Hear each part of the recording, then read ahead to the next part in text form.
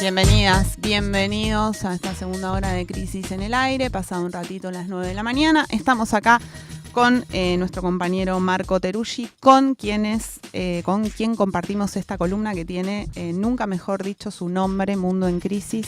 Buenos días, ¿cómo andamos? ¿Qué tal? Muy buenos días. Andamos mal, ya sé, porque hace frío. Sí, salí de mi casa y me pregunté qué hacía yo acá con este frío, caminando por esas calles desérticas, pero bueno. Vamos a encontrarle sentido a eso que te sucedió, hablando... Bueno, un poco también tiene que ver con la cuestión del clima, ¿no? El tema de hoy. Bueno, es parte del debate. Ah, ok. Yo no sé si estuvieron viendo algunos memes que circularon en nuestro país. Sí, vi unos muy hirientes. Muy hirientes, por ejemplo. Uno, bueno, ahora no me voy a acordar, pero vi... No me los estoy acordando, pero los vi. Botellas de agua. Sí, yo me acuerdo de uno que un argentino le proponía a un uruguayo un cambio de botellas de agua por, ¿cómo se llama este que está prófugo allá?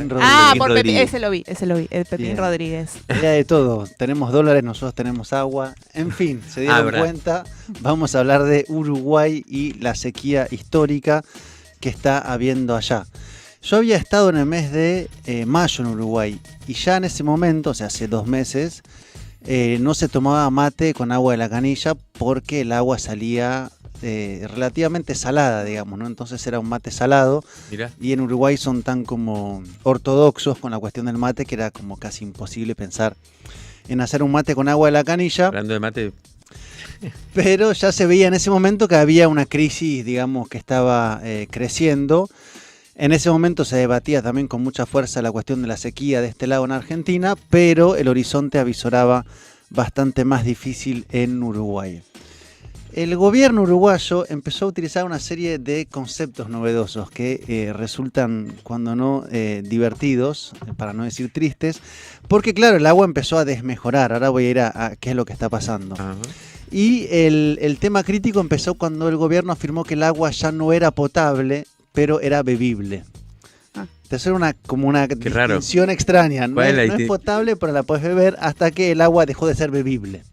Y pasó a ser solo sanitaria. Así que ahora sabemos que hay 3 categorías: potable, bebible y sanitaria. ¿Entendiste cuál es la división entre potable y bebible? No la explicó muy bien, pero explicó que en términos de potabilidad estaban bastante mal, pero que se podía tomar. Ya eso no se puede. O sea que hoy por hoy el agua que sale de la canilla de las casas de Uruguay no es ni bebible ni potable. ¿Sanitaria qué es? Para limpieza. Para limpieza, para ducharse. O sea, te duchás y no te hace nada. No está claro hasta qué punto para lavarse los dientes, pero para lo demás, para usos domésticos, digamos. Pero Marco, ni siquiera hirviéndola, por ejemplo, ¿se puede tomar? Bueno, yo estaba charlando con mis amigos uruguayos, les preguntaba, ¿ustedes la hierven o no la hierven? Algunos sí. Y la toman. Leve chiste irónico, no hay que salar el agua para la pasta. Y otros no la hierven directamente, sino que van al agua embotellada. Entonces hay una suerte de carrera para comprar botellas de agua.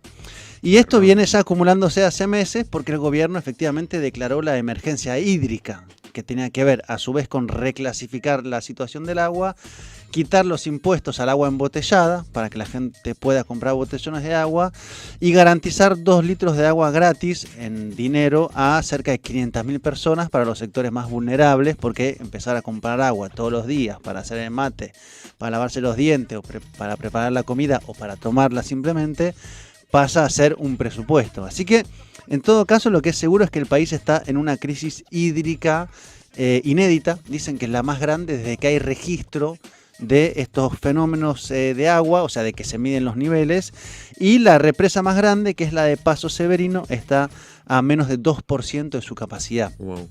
Hay imágenes que ahora las vamos a ver que son realmente un río seco, digamos, ¿no? Hay un puente, viejo puente, que generalmente está cubierto con 3 metros de agua o 5, que ahora se puede caminar por ese puente.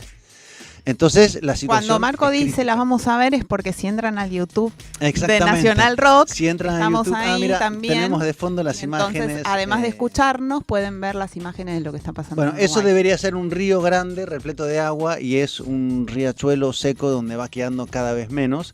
Vamos a ver imágenes de la represa. Llovió un poquito esta semana, pero no fue suficiente para revertir la situación. O sea que la causa es la sequía. Hay varias causas. Y acá viene un poco el debate. En primer lugar, que esto había sido advertido por la Universidad de la República en el mes de septiembre de que se venía un escenario difícil en términos de agua por la sequía y porque el gobierno había hecho dos cosas, o había hecho una y no hecho la otra. Una, había recortado las inversiones en la empresa de agua que se llama OCE, por lo tanto no venía haciendo nuevas obras, y a su vez no había avanzado en un proyecto de represa, la represa de Casupá, que había dejado preparado el anterior gobierno cuando le dejó el mando en el 2019-2020. Le había dejado un proyecto armado de represa con un financiamiento internacional aprobado, un plan para hacerlo, y el gobierno decidió pues no hacerle caso y encapsuló ese proyecto y estaba avanzando en un nuevo proyecto de represa que es el proyecto Neptuno, que es un proyecto con sectores privados. Nota al pie, en Uruguay hay una empresa de agua pública, entonces lo que plantean varios, en particular de la oposición de Frente Amplio, es que hay un intento de desmonopolizar el agua, que no sea más del Estado, y hacer entrar a los privados al negocio del agua. En todo caso, lo que se dice es que el gobierno, no tomó las medidas necesarias cuando había advertencias desde hace varios meses atrás, nunca explicó realmente qué estaba pasando, es como que la población fue como enterándose y la política y el Frente Amplio de la crisis a medida que iba ocurriendo, y hoy es un poco como rezarle a los dioses nuevos, viejos, antiguos o por venir para que llueva. Porque las grandes obras no se hicieron y porque lo que había que hacer en términos de inversión en la empresa de agua no se hizo. Ese es un primer nivel del debate, que creo que es el central. Y el otro nivel, que acá Natalia me va a ayudar, tiene que ver con el modelo económico y de desarrollo o mal desarrollo que viene implementándose en Uruguay. Lo voy a explicar y después vamos a abrir el debate, que tiene que ver con que Uruguay es un país que viene desarrollando, por ejemplo, en gran escala la industria de las pasteras. Recordarán aquella famosa pastera que se instaló a principios del siglo XXI. ¿No te acordás o te acordás? Sí, me acuerdo mucho. ¿Te acordás? Hubo conflictos, grandes conflictos ambientalistas, ¿no? Exactamente. Se cumplieron 20 años hace poco. Se cumplieron 20 años. Sí, queríamos hacer, de hecho, ¿no? Un informe ahora que había quedado. Estamos hablando de eso, sí. Estamos recuperando, entonces. Muy bien. Bueno, les cuento que hace 3 meses se inauguró la segunda gran pastera de la empresa finlandesa UPM2 en el centro de Uruguay. ¿Qué es lo que pasa? Que la pastera tiene como materia prima los árboles, que son en su gran mayoría eucaliptus, y los eucaliptos demandan muchísima agua, por lo cual van chupando el agua, además de impactar sobre los suelos que se vuelven impermeables y poco aptos para otros cultivos.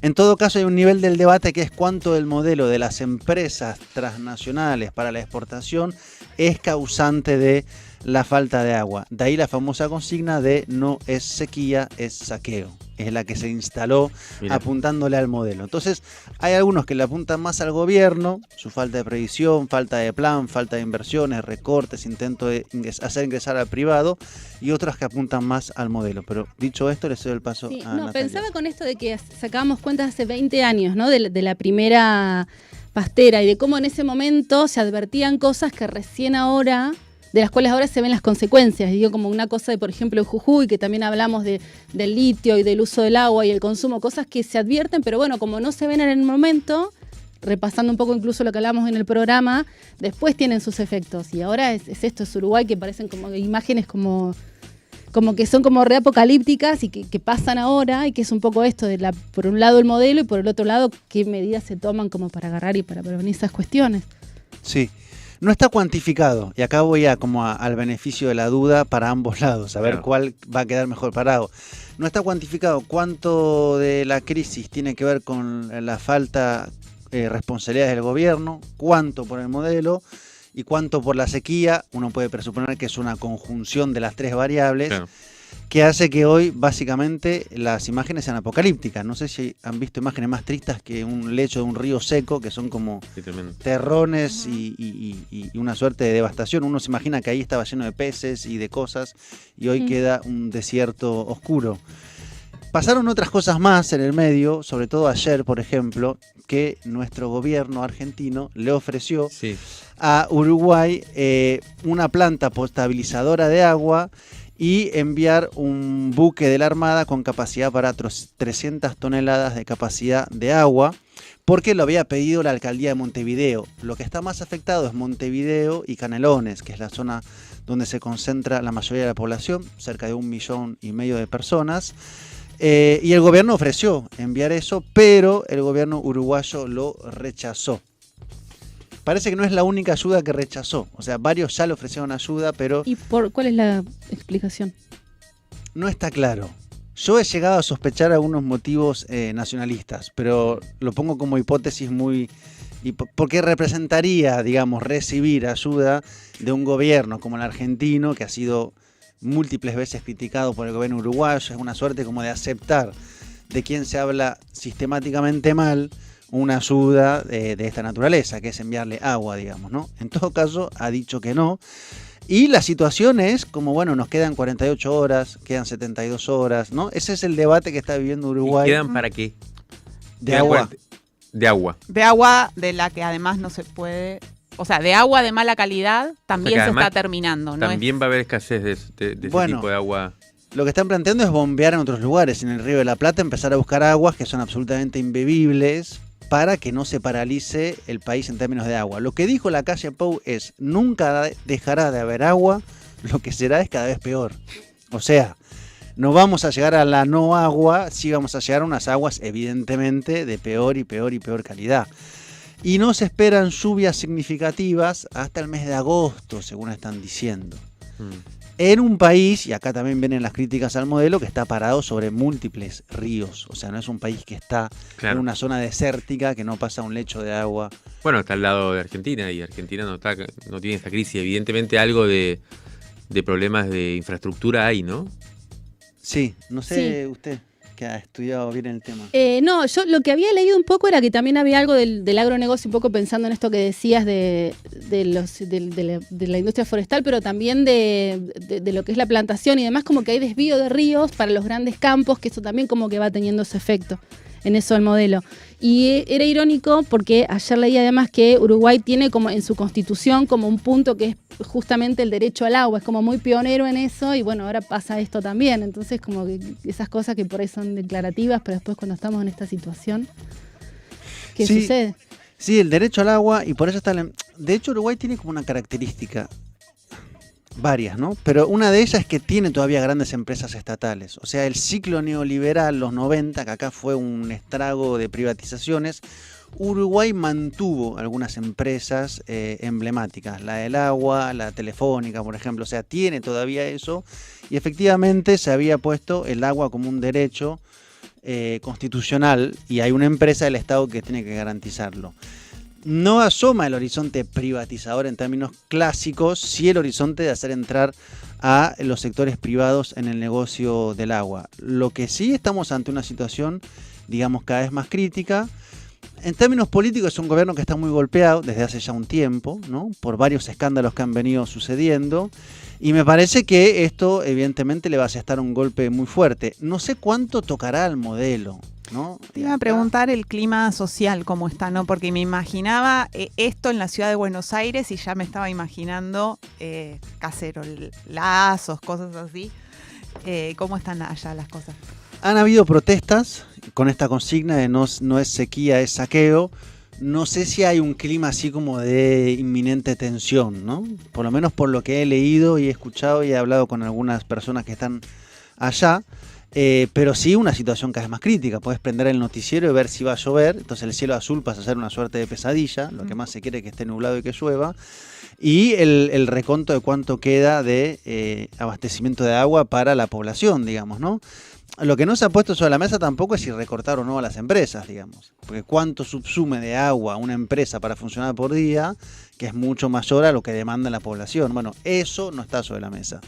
Y después que, en términos de modelo, si vamos a modelo, todo, por ejemplo, el proceso de apertura a las pasteras fue con el Frente Amplio. Es decir, hay ahí una continuidad en cuanto a un modelo agroexportador de ahora empresas que vinieron finlandesas a poner pasteras, que es, digamos, transversal, uno diría. No hay ahí como grandes cortocircuitos en ese sentido. Sí, es impresionante. Me quedo pensando sin conocer mucho bien el detalle del problema, pero hace poco estuve en Rosario en una charla con ambientalistas, donde también está la cuestión del río con fuerza, y aparecía esta consigna que evidentemente es muy conocida, pero yo por primera la vi bien clara ahí, que es esta: el agua vale más que el oro, ¿no? que es una consigna muy buena, muy potente. Sí, desde pero el movimiento antiminero en la Patagonia ya la usaba, claro. ¿no? Sí, es una consigna del movimiento ambientalista, pero me parece que acá por primera vez aparece esa idea de valor en su verdadero sentido, que no es que vale más porque nosotros le damos más valor, ¿no? Sino esa contraposición, ¿no? Entre agua y oro, que puede ser excluyente, una cosa o la otra, ¿no? Puede ser la minería, puede ser la madera, pero sí. No, que un poco tiene que ver, me parece, con esto de los tiempos largos que decía Nati, ¿no? Como que a veces, respecto a la cuestión del agua, a las reservas de agua en nuestro continente, ¿no? Siempre se viene construyendo ese discurso de tenemos agua, hay que cuidar el agua porque es un bien escaso en el mundo, y a veces parece como que eso es una narrativa únicamente catastrofista. Uh-huh. Y ahora sucede esto y parece como que le otorga como que había una verdad ahí, ¿no? Exacto. Porque incluso aunque esta situación sea producto de malas decisiones de política pública, podemos decir, bueno, en tal caso es una política pública que no midió las consecuencias de lo que está pasando en el mundo a nivel naturaleza, ¿no? De ese momento en el que ya no se puede no hacer nada, ¿no? Exacto. Y lo otro que pensaba relacionado con esto, que creo que el oro en este caso sería como el capital financiero, ¿no? Me da la sensación, porque el modelo, cuando vos hablas de modelo uruguayo, no sé, tampoco conozco en detalle, pero lo que es muy evidente es que es una economía sostenida en la apertura a un capital financiero que viene y que hace que además sea tan caro Uruguay. Es una cosa bastante impactante cuando uno va a Uruguay, la diferencia de los valores, los precios. Entonces, también esta desidia por la cuestión más, si se quiere, de infraestructura productiva, debe tener que ver con esta. Ahora, la pregunta que me hago, y que te hago en todo caso, es ¿cómo se elabora el más políticamente, como tu famosa pregunta sobre la capitalización política? Porque una opción es decir, bueno, es este gobierno específico que es el que produjo esta crisis y, bueno, evidentemente hay tal desfachatez y tal falta de preocupación por las cuestiones que tienen que ver con la vida y con la población que son capaces de meternos en esta crisis. Esa es una primera manera de elaborarlo y una vuelta hacia un modelo más progresista. La otra es efectivamente decir, acá hace falta cambios de fondo, las empresas estatales muestran su ineficacia, como ¿por dónde va la cosa? ¿Tenés idea? No, yo creo que digamos el planteo de la oposición es la gran crítica a las no inversiones, a los recortes y a la falta de una transparencia respecto a la situación para abordar un problema nacional. No se le ve una eficiencia a la empresa estatal, se le ve menos dinero, lo cual es algo bastante crónico, ¿no? Para hacer que una empresa estatal pase a ser criticada, para abrir un proceso de hipotética privatización, lo que se suele hacer es ponerla en una situación de mal funcionamiento, digamos, ¿no?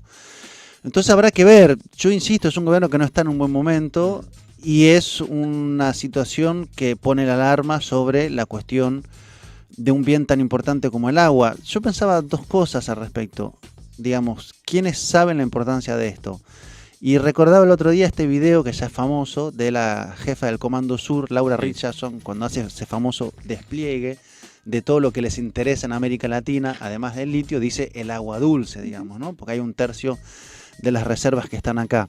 Pero también lo pensaba respecto a nosotros y nosotras, ciudadanos de Argentina, que estamos acostumbrados a abrir la canilla y poner un vaso y tomar un vaso de agua.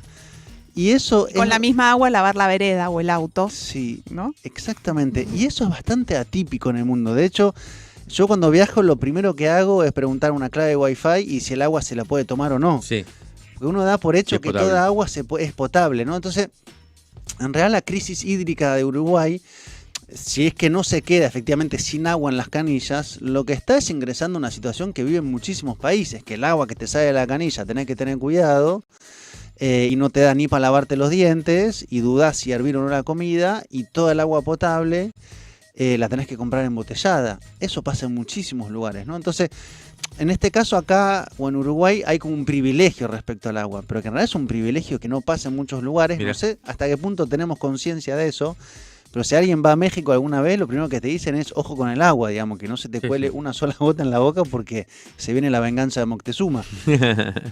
Y entonces nosotros lo damos por hecho, que esto es así, como los derechos, ¿no? Bueno, yo tengo derecho a esto, tengo derecho a aquello, porque fue conquistado, y ahora te das cuenta que no es para nada así. Mira. Anécdota personal, yo viví varios años en un país donde el agua era una pelea permanente, digamos. En Venezuela el agua era literalmente una cuestión de abastecimiento, desabastecimiento, es una pelea por tener agua. ¿Pero también por la red de infraestructura o...? Por la red de infraestructura, por el bombeo, por la falta de reserva, por problemas de mantenimiento. Yo vivía en un edificio donde había 20 minutos de agua cada 3 días. Claro. Entonces el agua, y había que comprarla de botellones, evidentemente, para hacer el mate, tomar agua, o cocinar, o hacer un café. Entonces quiero decir, acá tenemos muy naturalizado que esto es así, y bienvenido sea que no nos pongan que ahora el agua va a haber que pelear para haber un agua más o menos bebible. A lo que voy, Uruguay está como mirando o tocando un poquito lo que pasa en muchos otros lugares. Ojalá que esto pueda reforzar la empresa estatal de agua, reforzar la importancia del agua, volver a invertir, hacer las represas, tomar las prevenciones y que no se ingrese en lo que está en muchos otros países, que son aguas que básicamente no se toman y la gente tiene muy asimilado que no se puede tomar. Dicho al revés, se sorprenden cuando vienen acá de que le decís, no, abrí la canilla y tomas agua y listo, ¿no? Sí, lo que está claro en todo caso es que el estado de la situación mundial, digamos, no habilita a pensar que privilegios, uno podría decir, como los que tenemos nosotros, se puedan universalizar, y más bien lo contrario, ¿no? Parecería que estas prerrogativas que tenemos van hacia posibles deterioros y nivelar para abajo, uno podría decir, a nivel global, ¿no? Así que... Sí, y cierro con esto, es un negocio, siguiendo con México. Exacto. A mí lo primero que me impactó cuando fui a México es que era más barata la Coca-Cola que el agua. Decías, Claro. no, acá hay un negocio fantástico. Si yo no puedo tomar agua a la canilla y voy a comprar y me cuesta más barato la Coca que el agua, bueno, está muy claro por dónde viene el negocio. Después mirás las marcas y el agua y la Coca son de Coca, ¿no? Está redondo el asunto. Pero bueno, eso es lo que nos quieren hacer ingresar. Así que ojalá se solucione pronto, ojalá acepten la ayuda de Argentina, de Brasil o quien ofrezca, y haya una suerte de como efecto cimbronazo político para decir, no, la importancia del Estado, del agua, los recursos, y tal vez un debate sobre el modelo. Eso lo veo bastante más difícil, pero bueno. Impresionante. Muchas gracias, Marco. Nos queda ahí, mañana vamos en el newsletter a seguir entonces con el tema Francia, que también hubo novedades, pero queríamos dedicarnos al tema Uruguay, que era bien interesante también, así que igual el sábado que viene podemos retomar quizás. Hoy hay marcha en Francia. Exacto. Así que vamos a ver qué pasa. Pero sí bajó y hay mucho que conversar. Muy bien.